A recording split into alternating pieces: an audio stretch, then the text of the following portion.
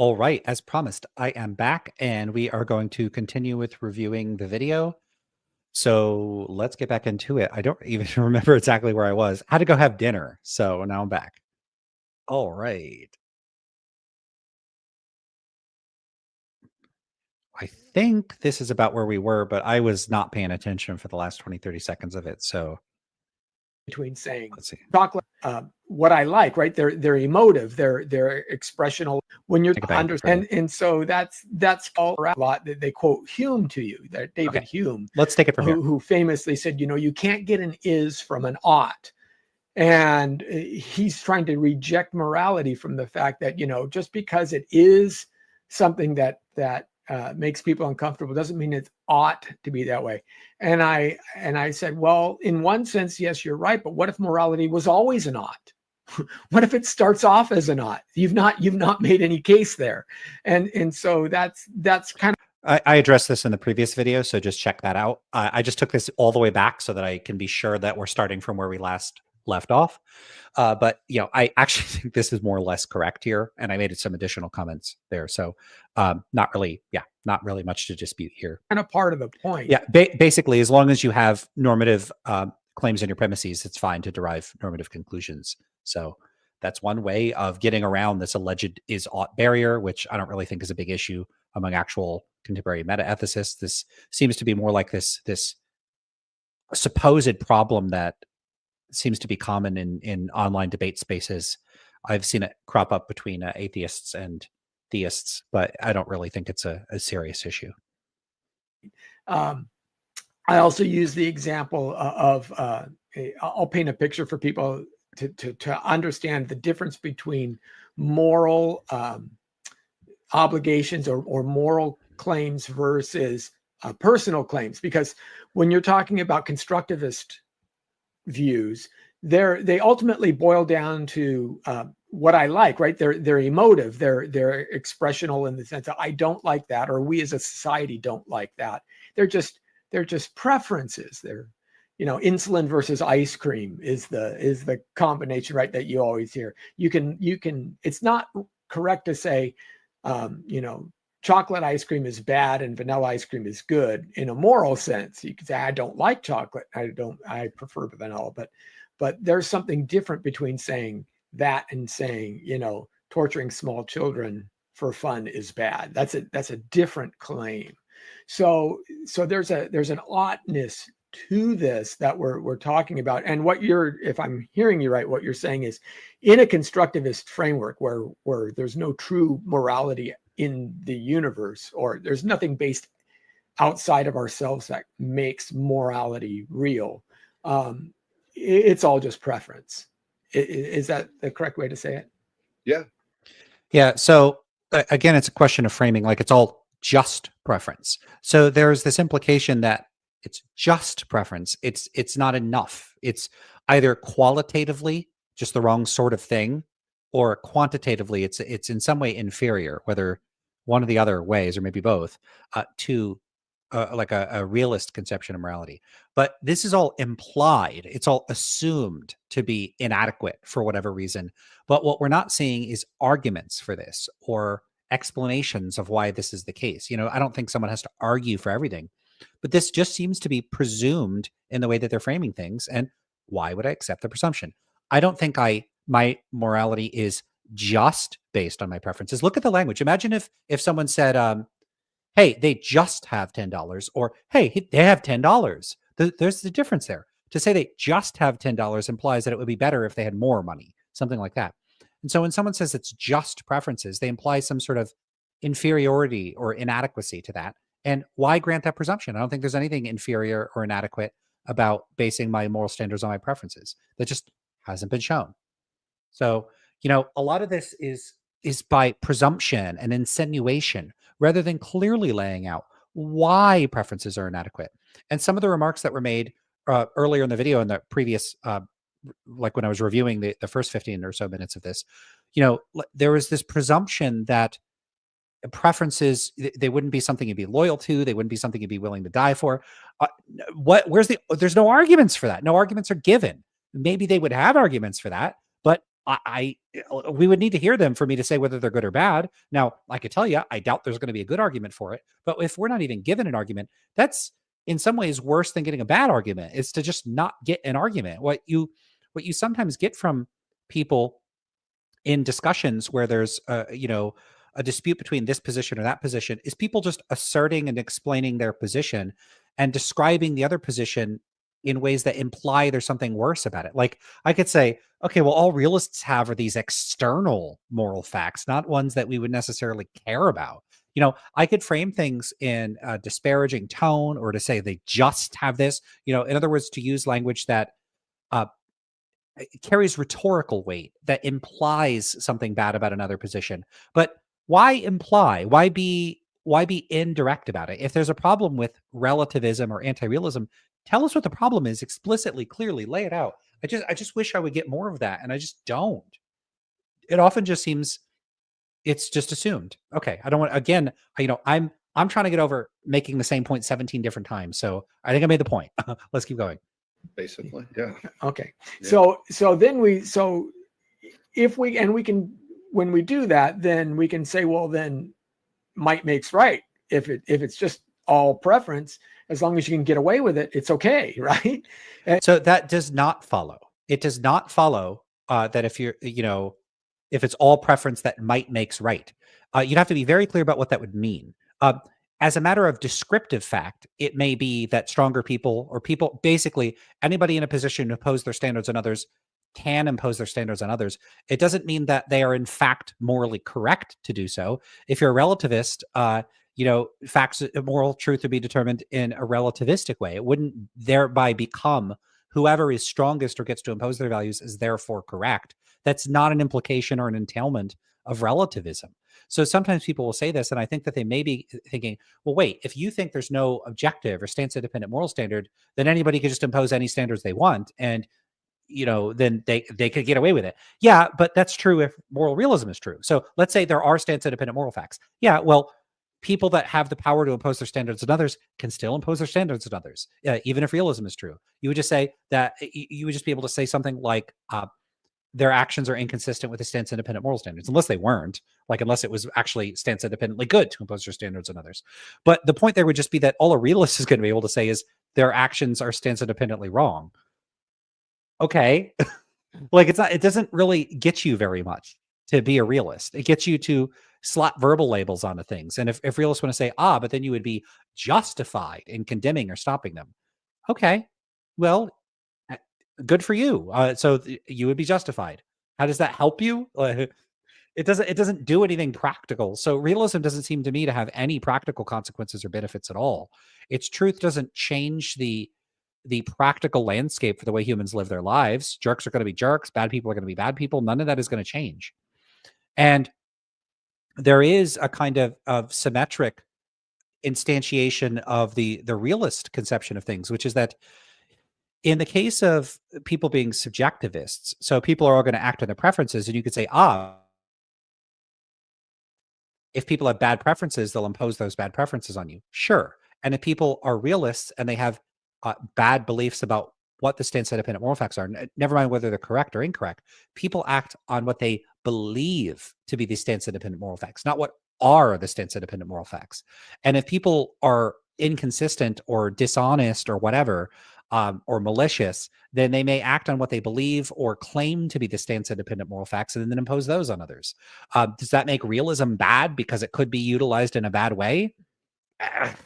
So people say, if you're a subjectivist, people will do whatever they want. Yeah, and if you're a realist, the difference there is that in one case, people would be acting on potentially malicious preferences. In the other case, people would be acting on potentially malicious beliefs.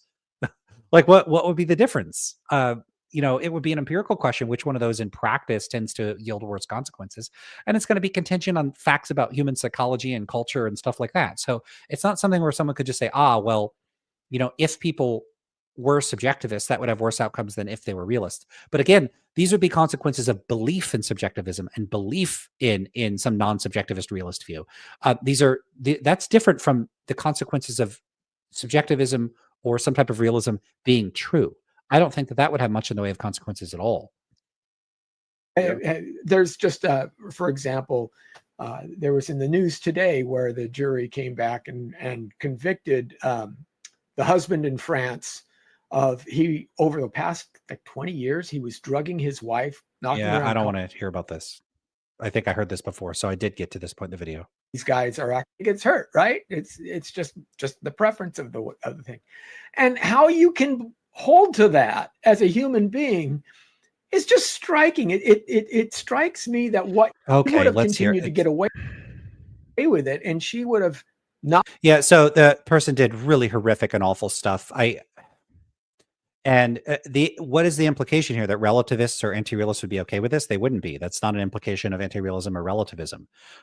Anti-realists and relativists are in just as good of a position, again, unless they're like an individual agent subjectivist, and then they might have problems, but every other form of relativism, or at least many other forms of relativism, are not going to have that problem of condemning other people's actions. So appraiser relativism is going to have no issue with this, nor would a variety of constructivist positions like ideal observer theory that could condemn actions too. So often there's an implication that relativism entails that you got to be okay with other people doing really horrible and repugnant things. It's not an implication of relativism, and it's certainly not an implication of anti-realism. Not been the wiser, really hasn't hurt her, made him money. It's okay because nobody gets hurt, right? So that's not an implication of relativism. So it's okay because nobody gets hurt is a normative moral claim. It has nothing to do with meta ethics. So saying, as long as nobody gets hurt, that it sounds like it's appealing to some sort of consequentialist normative moral rationale for morally judging the action. Again, nothing to do with meta ethics. So this is the second time where I do think he's mixing up meta ethical considerations and normative moral considerations, and appears to be leveraging normative moral considerations as a critique of anti-realist or relativist meta-ethical views, which doesn't really make any sense. So as far as I could tell, his objection here mischaracterizes the relation between normative ethics and meta-ethics, and then makes a seemingly a weird criticism that doesn't really work. Basically, this doesn't make sense, what he's saying here. It just doesn't make sense. It's just the preference of the thing, and how you can hold to that as a human being. Yeah, so he's like incredulous that how you could hold to that. Who holds to this? Maybe some terrible person holds to this. What's that? How is that a critique of anti-realism? I could say, oh, look at a realist. If you're a realist, you could think it stands independently true that you should torture babies for fun. And people could hold to that. How could they hold to that? Realism lets you think it's okay to torture babies just for fun. How could a realist think this? I could be sitting here doing this and like being incredulous. Imagine a realist that's just totally okay with torturing babies just because they think it stands independently right or wrong. Even if the realist is they find it repugnant and they feel disgusted, but they think it's obligatory, so they go ahead and torture that baby. What a sick, demented view realism is, that it promotes baby torture. I could frame realism in that way, and it wouldn't be a reasonable way to frame it, because that's a normative moral claim. It's not an implication of realism that it's okay to torture babies. So this is not a good objection to anti-realism. It's just not. It's just striking. It strikes me that what you try to do is grasp on to this idea, not for reality's sake, but just for an intellectual escape hatch. How is anti-realism an intellectual escape hatch? An intellectual escape hatch from what? You know what I mean? Yeah. I don't know what he means. Anti-realism doesn't make moral judgment any easier. Not really. Well, the escape hatch is very convenient in moral issues. You wouldn't do that probably in a mathematical situation. Do what exactly? 2 + 2 is, it's just whatever, I prefer it to. So, but like relativism, anti-realism, it's not morality is whatever. That's not what these views are committed to. I don't have the view, like, again, I'm a moral anti-realist. Do you think I think, torturing people for the hell of it, whatever? That's not the view. That's not what anti-realist views entail. They are not the view that whatever. Think of the culinary arts. So I don't know what people in my audience think, but I don't think there are stance independent or evaluation or observer independent facts about what food is good or bad. I think whether food is good or bad depends on your attitudes or preferences. Does that mean I think that people generally think, food, whatever? If that were the case, why do we have Yelp reviews? Why do people use TripAdvisor? Why do people care about Michelin stars? Why do people go to restaurants? Why do people care about what kind of food they eat? Why don't they want to, like, if I poured a bucket of salt on your food, you're probably not going to eat it. Or if I dumped it in feces, you're not going to eat it. Or if I leave it outside for a month, you're not going to eat it. So, or I boil it. There's all sorts of, like, take your Coca-Cola and I boil it. You're probably not going to want to drink it at that point. So there's also sorts. Well, maybe there's prudential reasons, but you could gastronomically ruin Coca-Cola. I don't know, fill it with ketchup or something. There's all sorts of things you could do to make food terrible. But that doesn't mean that, like, because our taste preferences are subjective or at least not realist. Maybe you're a expressivist about taste, whatever. It doesn't mean food, whatever. It's just whatever. But why would I have that attitude? And even if I did have an attitude about other people, what other people eat, where I was like, whatever, eat whatever you want to eat, given ethical and practical limitations. That's a question of scope, because I don't really care that much about what other people eat, gastronomically speaking. But morality differs from gastronomy in that I do care what other people do, morally speaking. But that has nothing to do with realism. It just has to do with, in one case, I have preferences about how other people act, and in the other case, I don't. In other words, one big difference between, like, food taste preferences is typically I only care about what I eat. I don't particularly care about what other people eat. But when it comes to morality, I do care about what other people do, not just what I do. But that has nothing to do with realism. It's just some preferences, operate over other people's actions and others don't. That's a question of scope, and it's a feature of the normative content of the moral standard. It's got nothing to do with realism and anti-realism. And yet people consistently conflate these, and they'll complain about you comparing morality to preferences, because they will, for whatever reason, think that if you say you compare morality to preferences in the sense of them being stance dependent or something like that, they'll think that you're saying that morality is like you only are concerned with your own actions and not other people's actions, or they'll just conflate the two and think that you're saying that they're like, for instance, taste preferences are not that important compared to moral preferences, and they'll think you're comparing them in terms of importance. I wish there were a name for this tendency where if you compare two things with respect to, one characteristic, people will infer for whatever reason that you're comparing them with respect to other characteristics, even if you're not doing so. So if I'm like, oh, well, the sun is yellow and this lemon is yellow, it'd be real silly to go, oh my gosh, so you think the sun is just as big as a lemon? You're stupid. But in certain sorts of contexts where you're like, hey, yeah, well, morality is like taste preference in this respect. People are like, so you're saying morality is just like your preference in chocolate? It's just as arbitrary and trivial? No, it's just a stance dependent. It's, comparing it in one way is not comparing it in other ways.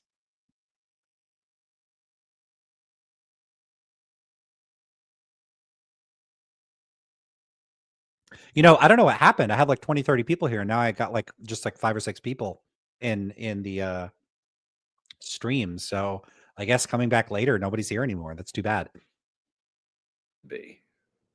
Well, yeah, you don't do it. You don't do it when you're actually faced with real danger either. Yeah. Being a relativist does not. People don't withdraw their relativism when they're in danger, because nothing about relativism prohibits you from making judgments that would be practically relevant in the first place. These are not good criticisms. I had a conversation with an atheist on Berkeley campus once, where I was talking to her, and I actually got her down to the fact of she says all moral facts are basically whatever you believe. And I said, wait a minute, if a homeless person who is schizophrenic came right here and grabbed your sister who's standing next to you and wanted to rape her, are you saying that because... Why do they give these examples every time? It's these emotionally charged normative entanglement examples. Does he truly believe that it would be okay for him? I actually got her down to the fact of okay, so if morals are whatever you believe, and someone wants to do something bad to you or someone you care about, you judge them. Oh, the damn freezing is really pissing me off. You judge them to be doing something bad. If they think that it's okay to do it, why would that mean you have to think that it's okay to do it? Think about it this way. Let's suppose someone else really likes mango on their pizza. Does that mean because it's true that they like mango on their pizza that you have to like mango on your pizza? No. just because if you're a relativist, if you're an appraiser, good Lord, do I have to go over this distinction again? Oh, it's infuriating. Okay. Agent relativism.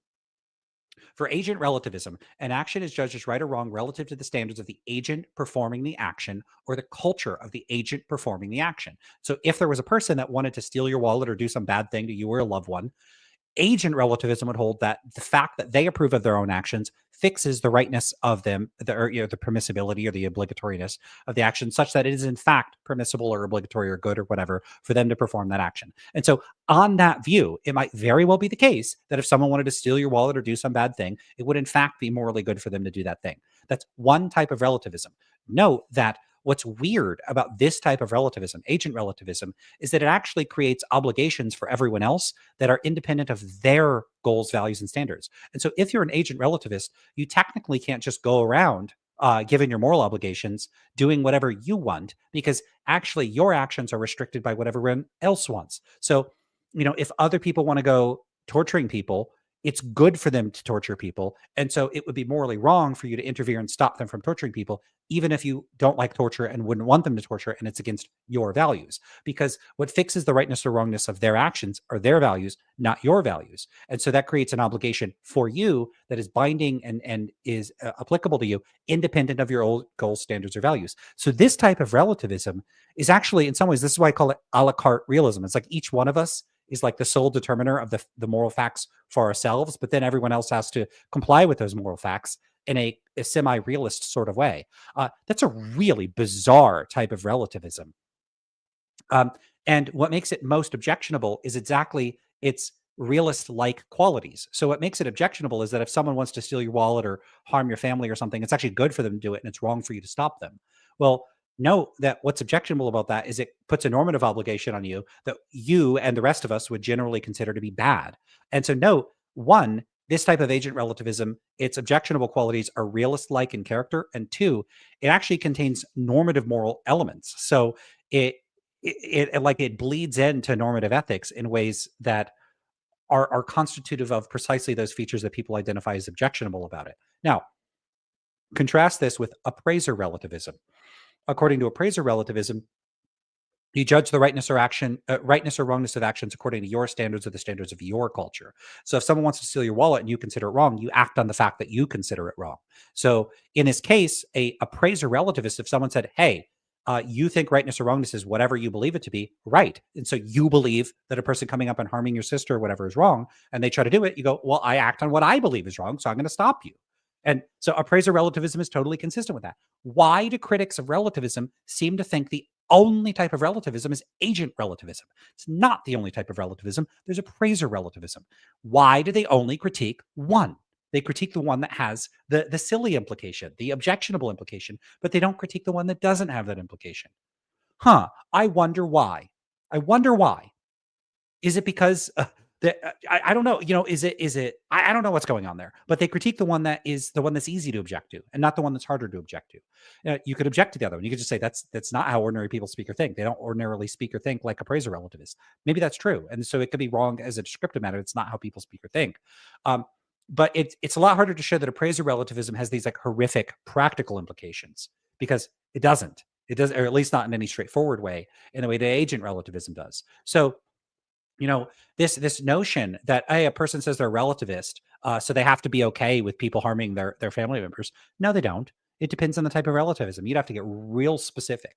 And this isn't even true of all forms of agent relativism. If you're an agent culture relativist, the rightness or wrongness of your actions and the actions of the person that wants to harm your family member would be determined by your culture and their culture. If you're members of the same culture and according to your culture, it's wrong to do that, then it would in fact be wrong for that person to do that. So this is only applicable to individual agent subjectivism. Why would we presume that if a person's a relativist, that they're specifically that type of relativist? It's a weird presumption to make, unless they explicitly say things that indicate that that is the type of relativist they are, in which case, yeah, they're going to have problems. But that doesn't generalize to other forms of relativism, and it doesn't generalize to anti-realism. So a lot of critics seem to focus on the absolute weakest link and then frame that as though it's all forms of relativism or all forms of anti-realism. And they don't make it explicit that they're doing that. And I'm not sure if that's because they're not aware of this, which is I hope is the case, in which case they're just not understanding the meta-ethical positions that are available to people, or I hope it's just unintentional. So She says all moral facts are basically whatever you believe. right. So what if you believe it's wrong for that person to harm your family member? You see, why couldn't you act on that then? And I said, wait a minute, if a homeless person who is schizophrenic came right here and grabbed your sister who's standing next to you and wanted to rape her, are you saying that because he truly believed that it would be okay for him? And she said, well, yeah, I guess if he truly believed it. Now, her sister wasn't pleased with that response. That's right. And I stepped back. I actually looked her in the eye. I said, you know what? All you're trying to do is win the debate right now. Because if that happens in real life, you're screaming for the police. And sometimes I think we got to call people out on this. If a person said something like that, yeah, I think I would agree with him. I don't think that they would actually be okay with it. But I don't think that means anti-realism or relativism is wrong. It would mean, yeah, people are not going to conform to individual agent relativism. I certainly don't. I think that would be a ridiculous thing to comply with. Claim, because I don't think in the real world it works. They're just yeah.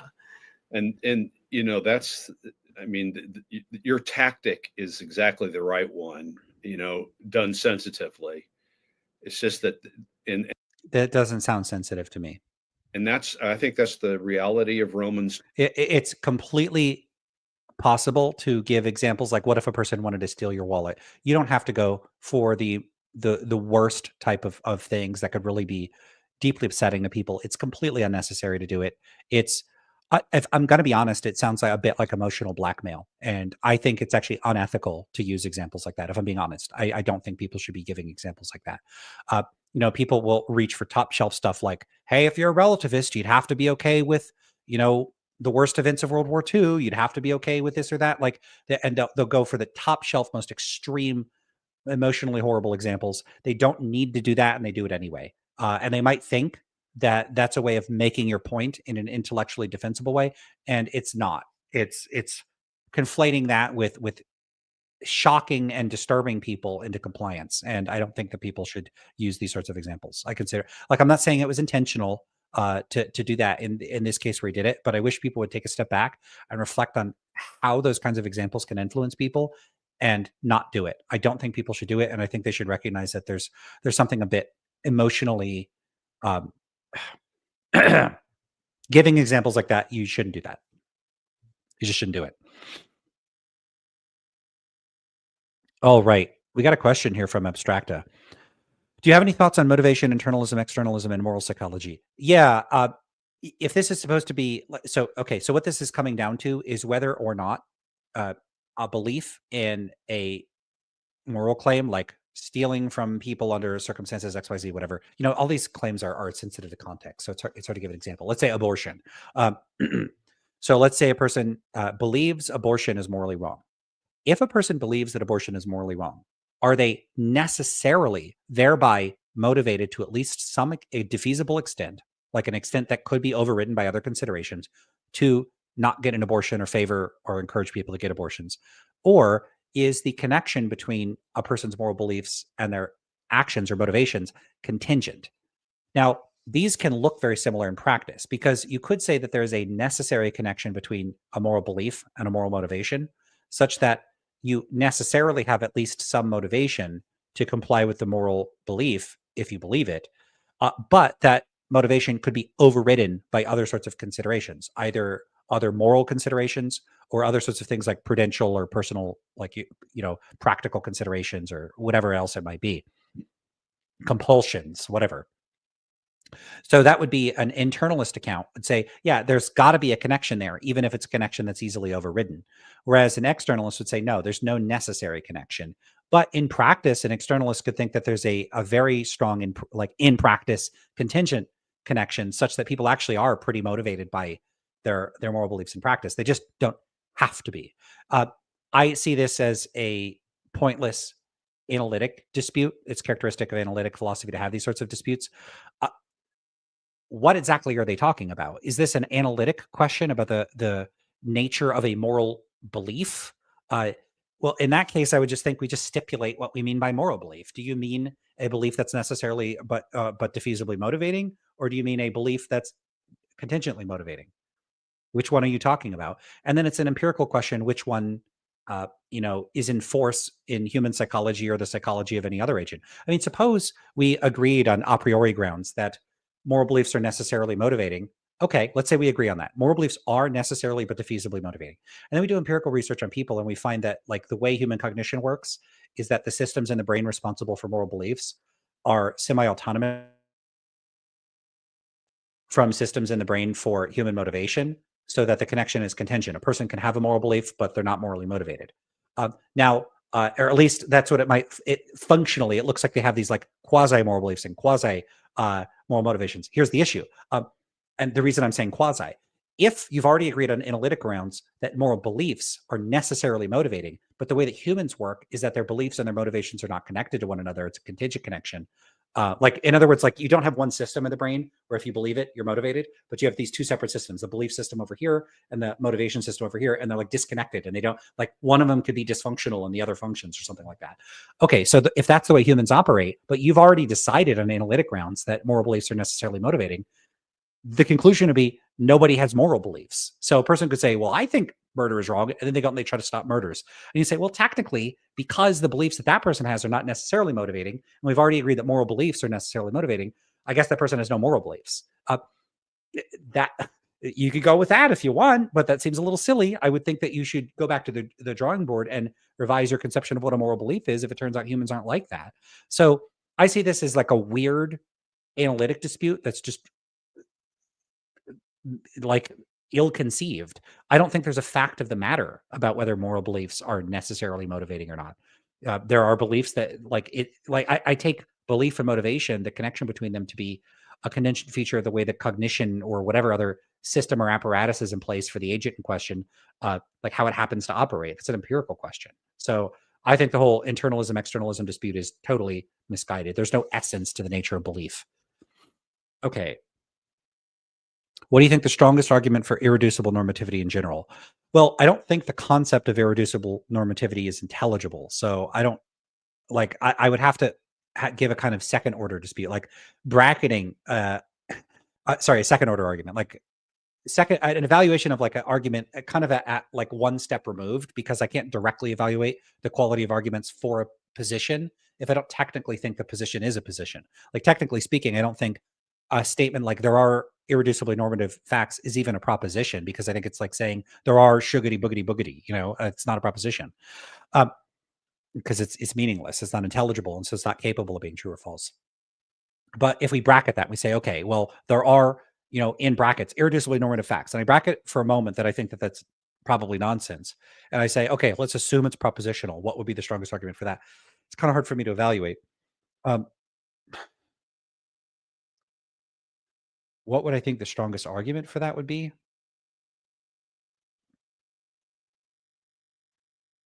It's hard to say. I'm tempted to just say the fact that people appear to report having intuitions of this kind. So, if people did have a special faculty for detecting a priori truths, and they reliably tend to say that they think that there are truths of this kind, that would be some reason to think there's truths of that kind. But, since I don't really believe there is this a prioristic faculty in the first place, like this is why it would be like a multi-step argument. You'd have to convince me that my metaphilosophical views are wrong, and then contingent on my metaphilosophical views are being wrong, you'd have to make an argument for some alternative metaphilosophical view, and then within that metaphilosophical view, you then have to have a downstream argument for what the arguments for moral realism would, or irreducible normative moral facts would be, or I guess you're saying irreducible normativity in general. Then you'd have to make an argument for the case for irreducible normativity within that alternative metaphilosophical framework. So it's you would have to like go a few steps back and then a few steps forward from that juncture, where my position and their position would reconverge. So it's hard to evaluate. Abstracta continues. Oh, by the way, you're the third person to comment. Nobody's commenting, so you get 250 lance loot. Abstracta. Okay. I'm thinking of something like how giving up normativity might have drastic implications or something. Like if you give up normativity, you give up X thing and it's intuitive or something. Okay, giving up normativity, I don't know what the implications of that are supposed to be, like if there's practical implications. All right, let's keep going with the video. Too, about the natural moral law. Nobody really believes that. It's just that, and that's, I think that's the reality of Romans 2, about the natural moral law. Nobody really believes that. Nobody. Yeah, I really, really, really find it objectionable when someone says nobody really believes whatever the position is. I'm a moral anti-realist. I really believe it. And, appealing to some Bible passage to make some blanket statement about human psychology where, well, the Bible says all humans are this way. And so if you claim not to believe in accord with what I think you do believe, you don't really believe it. Yeah, I'm not lying about my views and I'm not delusional. So unless someone can show some empirical evidence that I'm lying or delusional, um, I'm not going to buy this claim that, hey, you quoted the Bible and it says I think a certain way, so I think that way. Uh, Facts about how humans think are empirical questions. So if the Bible says humans think a certain way, maybe they do, but we're going to have to independently corroborate that. And that's a question for psychology, not a question for the Bible. All right. Um, Mason says, I will comment. You'll comment on what? What are you talking about? All right. Giacomo Manzella says, what view of truth do you endorse? Pragmatist view of truth, not deflationary. So classical pragmatist view of truth from Schiller and James.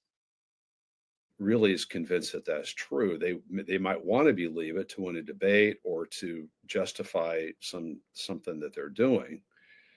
But when the guard is down, Yeah. So the idea, again, if you're describing someone in like a college student that has some muddled conception of relativism, they very well might be right about this, that they would appeal to some type of relativism to win a debate or to avoid responsibility or some other sort of intellectually indefensible purpose. That doesn't mean that anti-realists like myself are doing this. Ah, okay. So Mason says, you said nobody is commenting, so I've volunteered. Are you saying as tribute, like Hunger Games or something? I'm not going to set up some Hunger Games here, but that's why I left and I lost some of my viewers. I went to go have dinner, so I didn't want Hunger Games. I wanted to not be hungry. All right. down, when you, the way I like to think of the natural moral law is you're poking somebody in the chest, and you poke enough, it's going to come out. Well, you're welcome to present empirical evidence of this. Yeah, I don't think that there's like a moral law written in people's hearts.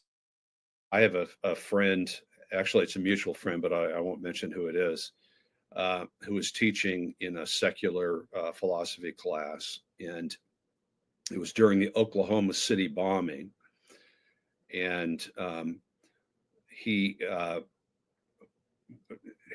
took a poll in the class of how many of you thought I think earlier in the course he had taken a poll,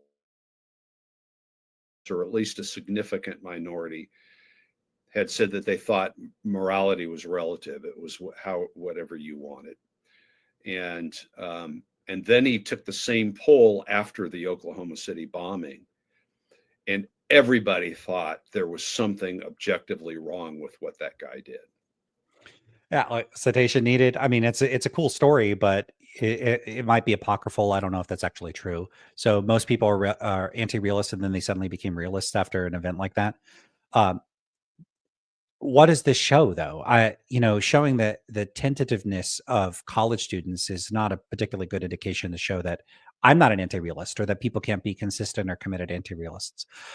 I've often survey my own students on whether they're realist or not, and I get, I've had unanimous anti-realist views, like everybody saying they're relativist of some kind. I have pushed students on this before. Sometimes they don't really budge on it. I worry in cases like this that when you do get that people changing their minds, this seems to be interpreted by them here in this conversation as, yeah, you're revealing, like they may say they're a relativist, but scratch the surface and you see a realist underneath. But this could just as readily be that they are anti-realists of some kind. I don't actually think this, but they could be anti-realists of some kind. And then you create a situation where it would be socially embarrassing, or they are biased by being, amped up on their emotion. Like I would bet, if I surveyed a group, let's say I surveyed a group of 100 people and I got 80 of them saying that they were anti-realists. And then I showed them a video of like really severe human rights violations. Like, I don't know, just, um, you know, I don't want to describe really graphic events, but people doing terrible things to other people, just really nasty situations. Uh, people in positions of power abusing their power, corrupt politicians, violence, and you show them this emotionally evocative stuff. Do you think the number would drop of people reporting or giving anti-realist or relativist responses? Would it drop and there would be a higher number of people giving like realist responses? I think so. Does that mean that that's showing that they really are realists? Maybe. But another interpretation is that people are like basically the emotions are blinding people to and overriding their conventional commitments and causing them to make decisions that they wouldn't otherwise make. In other words, it's sort of a pushing them out of anger or outrage or a set like I want justice, yeah, realism, and that's their means of expressing that emotion or that normative moral attitude, is to express it in meta-ethical terms. So I don't think that that would show that people necessarily are really realists under the surface. I don't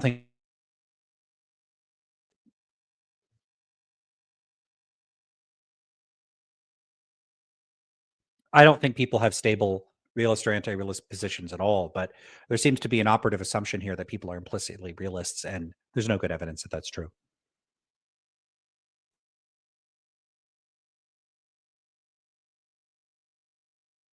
Mason says, and thanks for commenting. Appreciate it.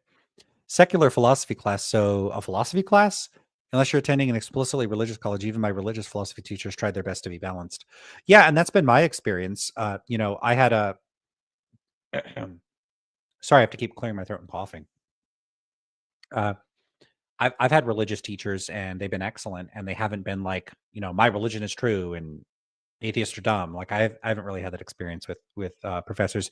Yeah, even when they've been explicitly quite religious, they've been excellent. So haven't really had a problem with that myself, and that's good. Yeah, especially with the preschool in that building. Yeah, but then later, one of the young women in the class, and our friend was very sensitive about this, but she had come to him. She had experienced a rape, but then she came later to him and said, I was wrong about changing my view on morality in the Oklahoma City case. I now that I've thought about it some more, I'm going to stick to my relativist guns. There really is no truth of the matter. And my friend said, so that it's a bit strange to say I'm going to stick to my relativist guns. There's no truth of the matter. Relativism is a view about the nature of moral truth, and a relativist would think that there are moral truths. So, a lot of the cases they're describing are cases of people that don't have formal training in philosophy. When you're dealing with like real life moral issues, I would set the meta ethics aside and just deal with people as people and not get into all this abstract stuff. I don't really think it's necessary. I don't think it's helpful. If I was talking about how, the bad things if you're talking to somebody about bad things that have happened to them or bad things that have happened to the people around you, why use it as a learning opportunity for some intellectual thing rather than an opportunity to show empathy and be human? Let's if someone is telling me about like how a family member died, I'm not going to start talking about Platonism or something. I'm going to say, I'm sorry, that sucks. So I don't know why people. I wouldn't want to inject an intellectual lesson into the sorts of situations that are being described here because it seems. I don't. I don't like it. I don't like it, and I don't even really. It's upsetting to even talk about it. So I'm going to move past this. Dropped in grace because this is just the framework. There are different subsets within this. Probably one of the most popular, I think, and it does catch a lot of cachet in academic circles, would be utilitarianism. Jeremy Bentham and John Stuart Mill. Of course, the idea here is that what makes it objective is that there's a concept of flourishing or of happiness, I guess I should say. That's not what makes it objective. Utilitarianism is a normative moral theory. It's not a meta-ethical view. It may very well be that Bentham or Mill were moral realists, it very well may be that utilitarians in practice are frequently moral realists, but I see them as conceptually independent of one another. And the stance independence of moral truths for a utilitarian aren't going to be grounded in normative considerations like flourishing. They're going to be grounded in the fact that one's obligation to maximize utility is true, independent of one's gold standards or values. In other words, it stands independently good to maximize happiness, and it stands independently bad to increase suffering, that sort of thing. Um, the stance of dependence is occurring as a second order consideration. It's not a first order consideration about the content of the normative moral standards, which is that they're concerned with happiness and suffering. So again, it looks like he's conflating meta ethics and normative ethics. Got to be careful of my word choice, of happiness that you can deduct. And as long as you produce the most happiness for the greatest number, then that's what the good is. So, for example, this has nothing to do with realism. This is not a realist view. This is a normative moral view. All right. We should have a fire department and a police department. We should lock up criminals because the vast majority of people aren't robbing stores, committing. I just get frustrated when people start talking about normative ethics when the topic is meta ethics. This is normative ethics. Why is he talking about this? Crimes. And if we allow that to happen unchecked, more people are going to be suffering as a result. So therefore, locking up criminals is a good thing, objectively good, because it increases the general happiness. So utilitarianism does not entail that increasing happiness is objectively good. It just holds that it's good. And then that would be consistent with both realist and anti-realist conceptions of morality. It's not like an intrinsic built-in feature of utilitarianism that it's realist in character. Of the society. So how does that compare to, say, a Christian understanding of objectivism? Well, you're right to say that utilitarianism is a form of objectivism. So that, just to clarify, that's not right. Utilitarianism is not a form of objectivism. You can be a realist that endorses utilitarianism as the correct objective moral theory, but you don't. It's not like they're logically separable in both directions. You could be a realist and not a utilitarian. You could be a utilitarian and not a realist. What if you're a utilitarian and you're an ideal observer theorist, and you think that a fully informed and perfectly rational agent under optimal conditions would favor maximizing utility, and therefore you ought to maximize utility? Then you're some type of constructivist utilitarian, and you'd be an anti-realist. So no, utilitarianism doesn't entail moral realism or vice versa. Certainly not the other direction. So I wouldn't call it a type of objectivism. I don't think I agree with him. By the objectivist versus subjectivist relativist distinction is a meta-ethical distinction about the status of moral values. I think he may be drawing the distinction here, so let's take it back a little.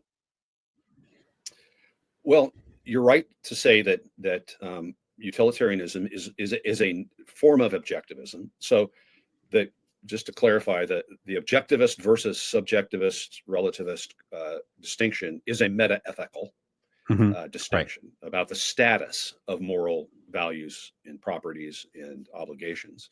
An objectivist says that their existence is independent of the way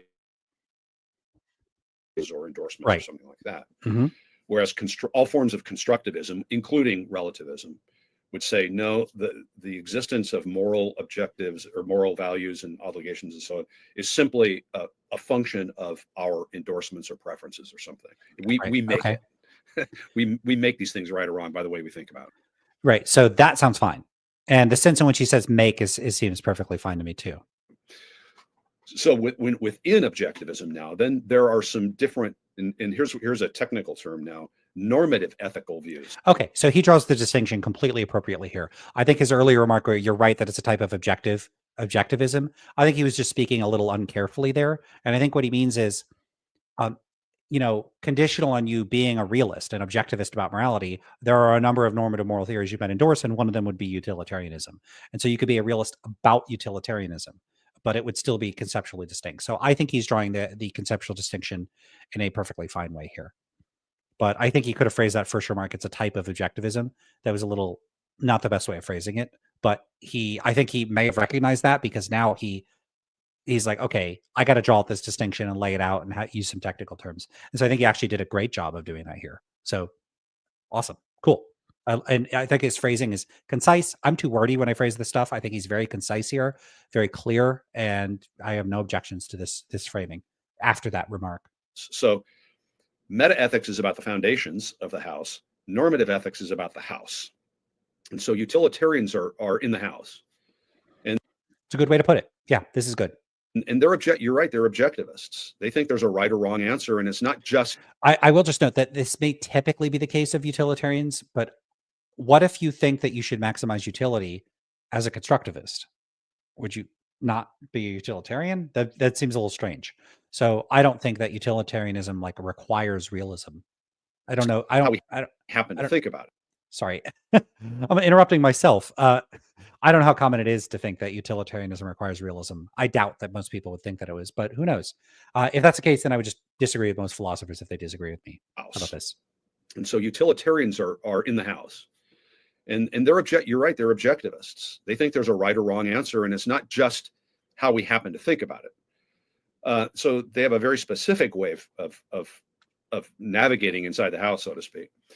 And some of it is, from a Christian perspective, I think the best way to think about utilitarianism is it's a secularized version of a love your neighbor as yourself ethic. And there are a number of philosophers of history who would argue that that's exactly what it is. It's picking up on the Christian value of benevolence and doing good to other people, and saying, let's make morality all about that, and let's forget God. Let's forget all the theistic, assumptions about anything. And so it has to. We can't love our neighbors like Christianity says, which is to love them as ourselves, as created by God. And therefore, there's limits on what we can do to them. We have to welcome them as bearing the image of God. And so we have to respect them. Utilitarians don't want to say that. They just want to say everybody is a unit of possible beneficiary of producing maximum amount of good in the world. And to some extent that's right. I mean, a good reason to have a fire department is because it's a good way to help people, and to protect people and so on. It brings value into the world. Where utilitarianism goes really wrong, though, is that it views each person as one unit of the beneficiary, and there's all kinds of unjust things you could do to kind of maximize the benefit to people. So, for example, if you were to say, look, I'm not really that interested in objections to utilitarianism. I don't really, let me skip over this. If we locked up. I'm also going to wrap this up in about 5 minutes. So we'll have to do part 3. We'll just keep going with this video. I like this video. There's a lot of content in it, but I think I'm getting to the point where I'd already seen that. I think I'm about to pass the point where I've seen it before. So it'll be some new stuff. Maybe it'll be terrible. I don't know. So we'll see if I like this stuff or not. I do think a lot of the way he's framing things is quite good. It's clear, but most importantly, concise. And I envy that. So I think he makes some of what I consider to be errors due to potentially his biases and the way he frames and thinks about these things. But also I think a lot of the standard characterization of various fundamental features of metaethical consideration, like before when he was framing what metaethics is, and now when he's talking about the distinction, they're pretty good. Don't really have an issue with those.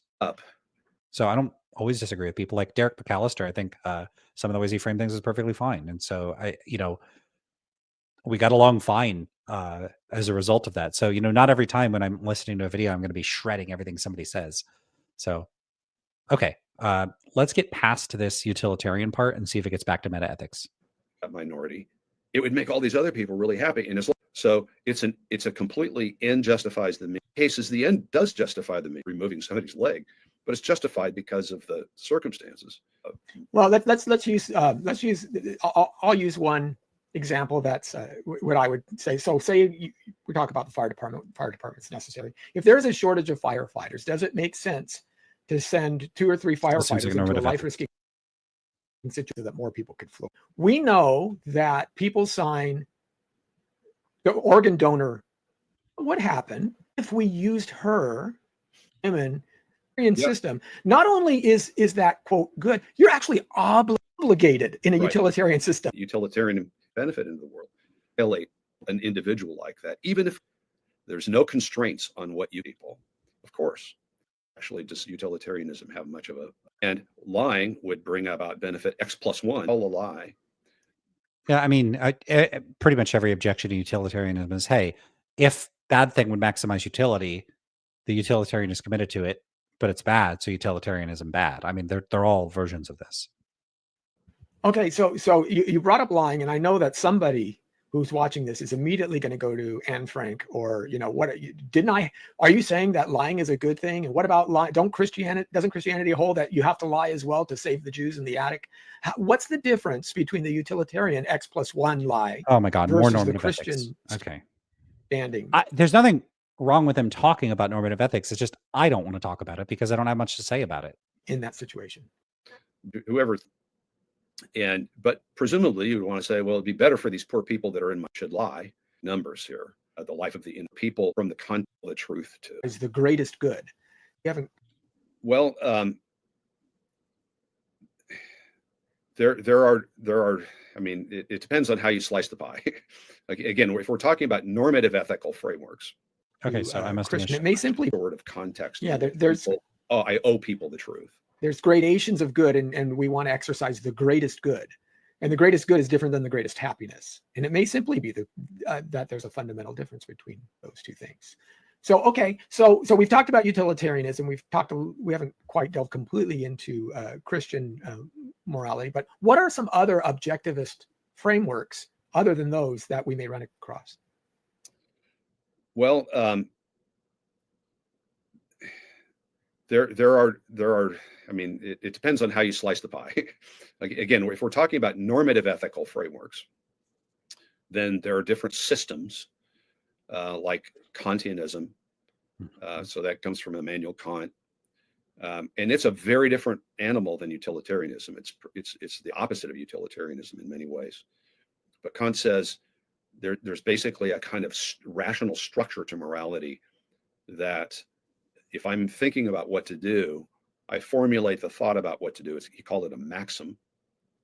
And if I can universalize that is, if I can will that whatever I intend to do, I will that everyone does it, sort of like a golden rule, then it's right. And if I can't do that, then it's wrong. And yeah, he's very good at taking concepts that I and others might convey in 5 or 10 times as many words, and breaking them down to their essentials. And someone might dispute his characterization of Kantianism, but that sounds pretty good to me as far as a short explanation goes. So, kudos for that. And that is attractive to many people because it's the opposite. It's so non-utilitarian. It's so objectivist. In that, yeah, that's where I would have an issue saying it's so objectivist. I don't see it as more objectivist. So I just said something good, okay, but now I'm going to be critical of that. Nothing about that strikes me as especially objectivist. Absolutist, maybe, a certain kind of rigidity to it, for like some type of Kantian deontological approach. That's you could have some type of threshold deontology or something like that. It's a bit more flexible, but there might be something appealing about it, certain types of inflexibility. People might find it appealing to be really inflexible about torturing babies. Hey, even if maximize utility, still against that. I could easily be wrong. It doesn't matter what I really want to do or what I prefer to do. It's what is logically consistent that I can not only will that I do it, but that everybody does it.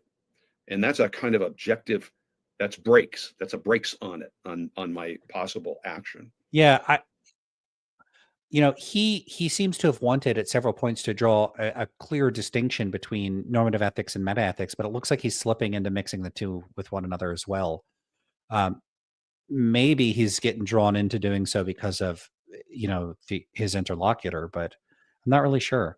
But as I would critique Kantianism as it's all brakes and no engine, because it doesn't really give us then the only thing really that utilitarian gives us, which is an impulse to try to make the world a better place.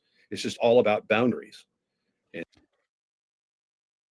All right. I think it's a pretty decent way of framing the differences between the two. And that's a cool way of criticizing a Kantian approach. I kind of like that.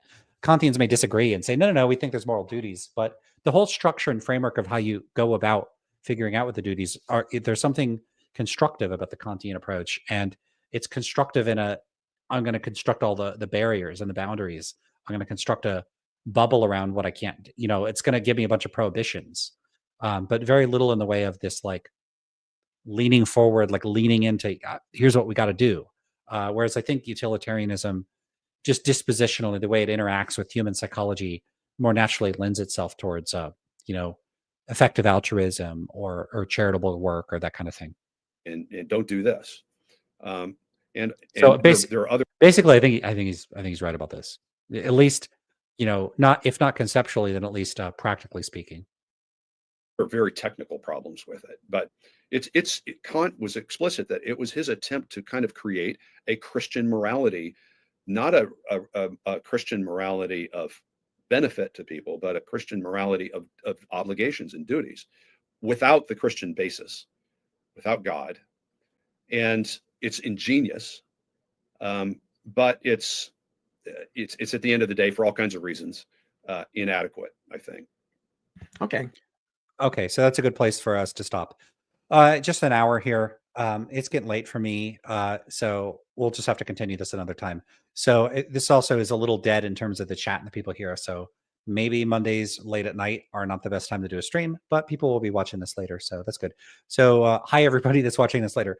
Either way, thanks for joining me, for everybody that showed up again. And I'll probably continue with this video unless something else catches my attention, and then I'll jump ship and go look at something else. And then there'll be a few people I send out invitations to for discussion. So hopefully we'll get some other stuff besides just video reviews here. All right, anyway, catch y'all later. Thanks everybody for being here. And it'll be New Year's Eve pretty soon. So I guess if you don't see me until then, Happy New Year, and I'll see you in 2025. All right, everybody, take care. See y'all later. And like the video, leave a comment, subscribe to the channel, do all that stuff. And I'm gonna have to figure out this freezing thing because it just keeps doing it. And it's real frustrating. All right, everybody, have a great night.